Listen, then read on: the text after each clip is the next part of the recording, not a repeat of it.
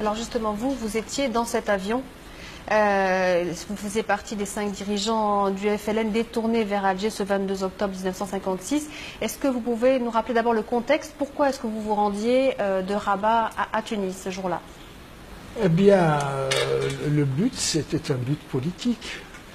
L'idée, c'est d'aller à une conférence, conférence maghrébine avec les Marocains et les Tunisiens, qui permettent de modifier l'équation politique. Fini le tête-à-tête Algérie-France.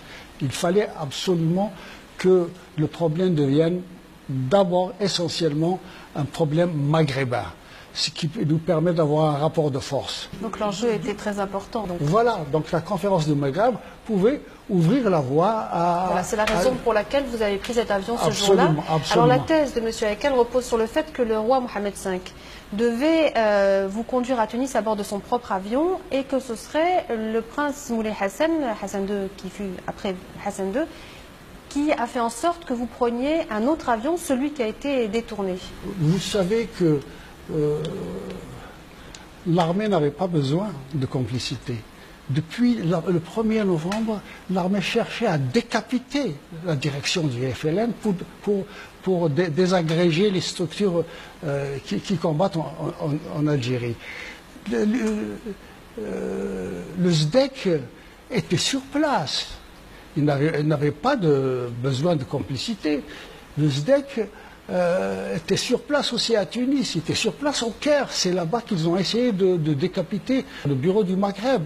Donc, il était exclu qu'il y ait une complicité au sein du pouvoir marocain, puisque le prince héritier Hassan II a transmis au roi Mohamed V ma crainte lorsqu'ils ont décidé que nous partions ensemble dans le même avion que le roi. Je n'étais pas d'accord là-dessus. Je n'étais pas d'accord, je les ai mis en garde contre les risques courait le roi Mohamed V. Vous aviez-vous suggéré de prendre un deuxième avion, de ne pas voyager en avion? Absolument, c'est moi qui ai suggéré. Oui.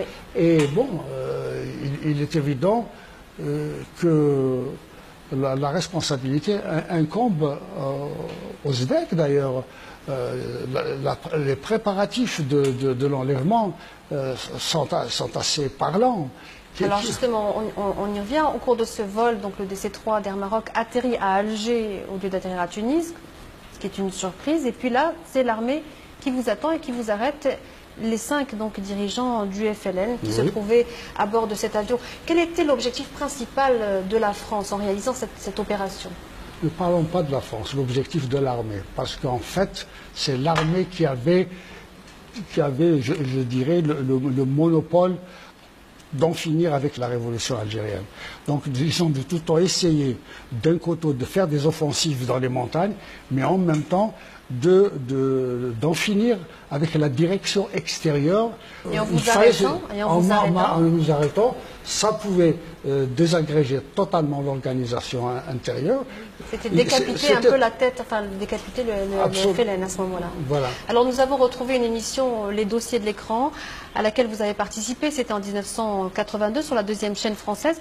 Regardons ensemble un court extrait d'intervention de Max Lejeune, qui était en 1956 secrétaire d'État français aux forces armées. Il s'agissait de quoi? Il s'agissait de l'interception d'un avion. Interception qui était demandée par le général commandant en chef en Algérie et par le général commandant la région aérienne de Nord d'Afrique. Hein? Vendons. Il fallait une réponse tout de suite. J'étais secrétaire d'État à la guerre, chargé de suivre les opérations militaires en Algérie. Comme j'ai dit au président de la République, quand il m'a dit « Expliquez-vous, monsieur le secrétaire d'État », je lui ai dit « Monsieur le Président, vous m'avez choisi comme ministre chargé de faire ce que j'appelle moi la guerre en Algérie, car c'est une guerre, c'est pas une opération de maintien de l'ordre. J'envoie tous les jours des soldats du contingent en Algérie. Je vais derrière eux sur les théâtres d'opération. Je les décore de la médaille militaire en votre nom quand ils sont sur une civière étendue, inerte. Et vous auriez accepté que je laisse, moi, passer cet avion alors que les militaires en réclamaient l'arraisonnement. Je dis que n'importe quel ministre n'aurait pas pu donner un autre ordre que celui que j'ai donné. Il ne pouvait que couvrir les militaires. Alors, regardons aussi toujours dans ces dossiers de l'écran le journaliste écrivain Raymond Tournoux. Le général Frandon, commandant la 5e région aérienne, qui a joué un rôle capital, beaucoup plus que l'armée de terre dans cette affaire, qui nous avons porté un coup terrible à la rébellion. Alors, que pensez-vous de ces deux déclarations? Eh bien, la stratégie fondamentale de l'armée qu'exprime Max Lejeune et même l'autre personne qui était écrivain, c'est qu'il fallait à tout prix empêcher la conférence de se tenir parce qu'il pourrait y avoir des conséquences irréversibles en faveur d'une autre solution que celle de la guerre totale. Non, ce que je peux dire, c'est que les paroles de ces messieurs dénoncent d'une manière catégorique l'accusation de comment s'appelle ce journaliste-là, ce journaliste égyptien de Haïkel, oui. Puisqu'ils considèrent qu'ils sont dans une guerre totale et que dans cette dynamique, ils ne pouvaient que arrêter et priver la révolution algérienne de ses dirigeants. Alors, quelles ont été les réactions internationales à ce que vous appelez cet acte de piraterie? Ben, ça a été une levée de bouclier formidable. Oui. D'abord au Maroc. Ce qui était important du point de vue politique, du point de vue diplomatique, c'est la réaction très ferme, aussi bien du roi Mohammed V que du prince héritier, qui ont dénoncé.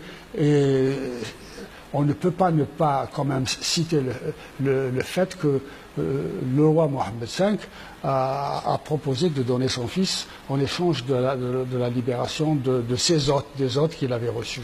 Donc le roi Mohammed V avait proposé de vous échanger vous 5 contre son fils, donc vous étiez vous emprisonné à Alger, et de faire l'échange avec son fils.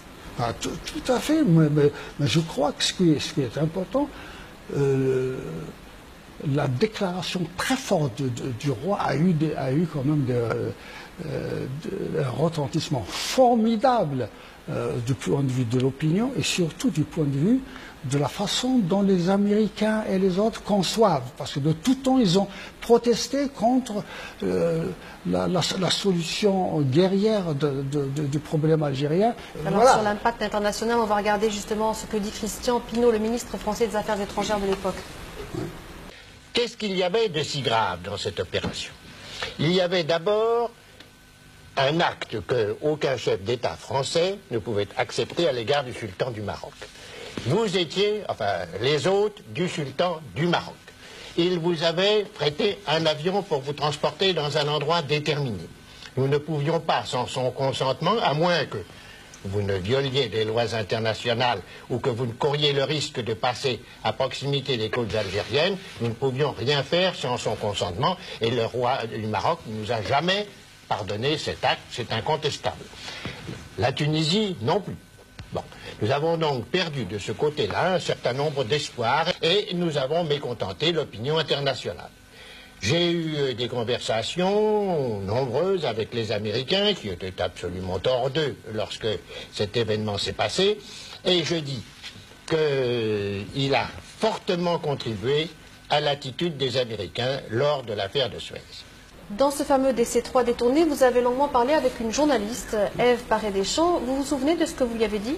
Je me suis confié en disant maintenant l'affaire de l'indépendance de l'Algérie, ce n'est plus le monopole des Algériens, c'est le Maghreb. C'est une nouvelle stratégie.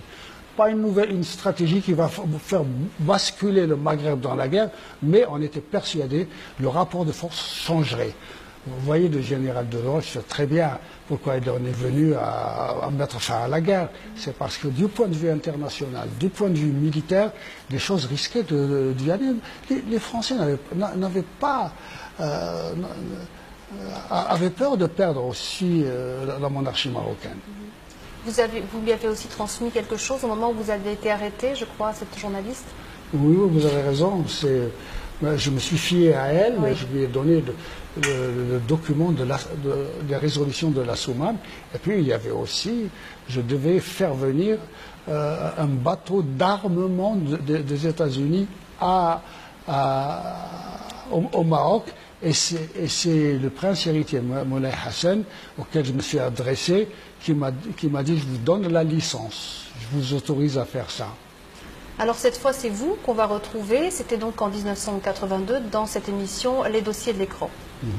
Le Maroc n'était pas du tout, n'est-ce pas, mêlé à cette affaire. Que le SDEC ait des contacts à titre personnel, mais je crois qu'on ne peut pas douter de la bonne foi de Sa Majesté. Ceci dit, je pense que le SDEC n'avait pas besoin de complicité à l'échelon politique. Le SDEC s'était implanté non seulement au Maroc, mais en Tunisie et au Caire. Ce qu'on oublie dans la tentative de nous dérouter, c'est le fait que de tout temps, le SDEC, c'est-à-dire l'armée, a visé à décapiter la rébellion. De tout temps, la cible a été les leaders. Alors vous avez aussi beaucoup parlé à cette journaliste de la place qu'occupait le Maghreb dans votre combat pour la libération de l'Algérie. On va écouter pendant un court instant Ève Paré-Deschamps. Il y avait une atmosphère extraordinaire d'espoir. Vraiment, ce voyage à Tunis, cette conférence, pour nous tous, ouvrait la porte aux négociations. C'est ce qu'a dit M. Ah oui, là, absolument, je suis tout à fait d'accord. Tout à fait d'accord. M. Haït-Ahmed se souvient de l'atmosphère qu'il y avait à ce moment-là. Et vraiment, nous attendions beaucoup. Et en France aussi, on attendait beaucoup, je sais, de cette conférence. Le Maroc avait besoin de cette conférence, avait besoin de la paix. La Tunisie avait besoin de la paix. Ils étaient prêts à tout faire, ils l'avaient montré. Les Algériens étaient prêts à négocier. C'est M. Haït-Ahmed. Les conversations que nous avons eues à Rabat avec le roi Mohamed V ont été très utiles. Nous avons des bases sérieuses pour une solution d'ensemble qui pourra être proposée à un gouvernement vraiment désireux de négocier. Il n'y a pas une solution marocaine, une solution tunisienne, une solution algérienne. Il y a une solution nord-africaine parce qu'il y a un problème nord-africain. Nous ferons une fédération des 3 pays d'Afrique du Nord. Oui, nous voudrions faire une fédération des 3 pays d'Afrique du Nord et après conclure avec la France une alliance étroite. Est-ce que vous rediriez la même chose aujourd'hui de la place qu'occupait le Maghreb dans votre combat pour la libération de l'Algérie? Est-ce que vous appelez cet acte de piraterie? Bien évidemment, bien évidemment. Vous savez, on ne peut pas tromper tout le monde et tout le temps. Et ce qui est important, c'est de remettre au peuple et aux individus le destin du Maghreb. Merci beaucoup d'avoir été notre invité aujourd'hui. Nous étions à l'Institut du monde arabe. Restez sur Média Instat, la suite des programmes dans quelques instants.